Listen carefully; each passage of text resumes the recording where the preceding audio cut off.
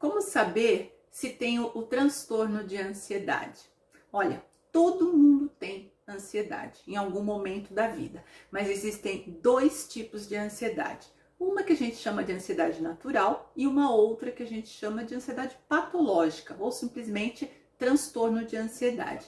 Quem tem o transtorno de ansiedade precisa tratar para poder ter uma vida normal, para voltar a ter uma vida normal.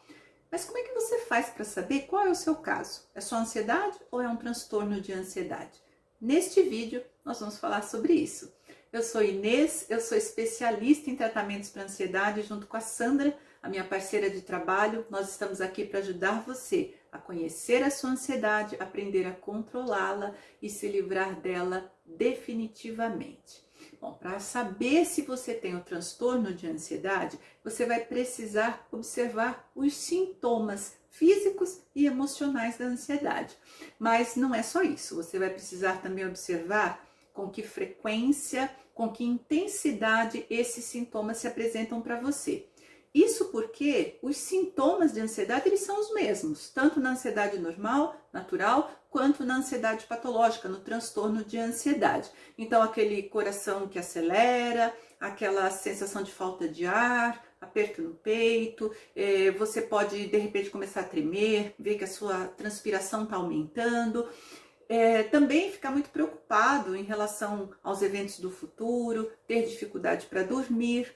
A gente tem relatos, olha, de pontada no peito, dormência no corpo, desmaio, dor forte no peito, crise de pânico, pensamentos de morte. Até porque a lista de sintomas de ansiedade é enorme. Tem mais de 100 itens na lista de sintomas de ansiedade.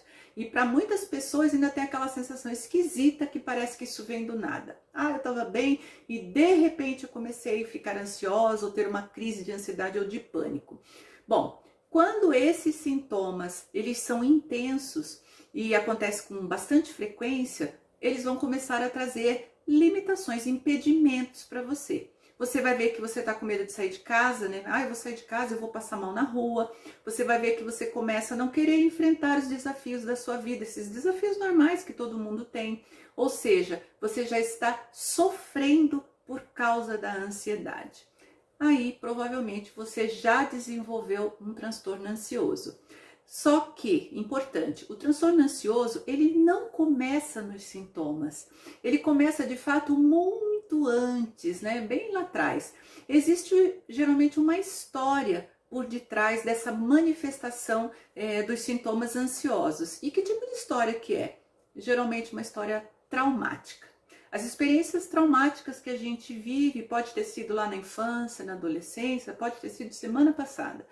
Elas podem fazer com que a gente desenvolva um transtorno ansioso. Por quê? A experiência traumática, ela deixa como sequela uma programação mental negativa em nós.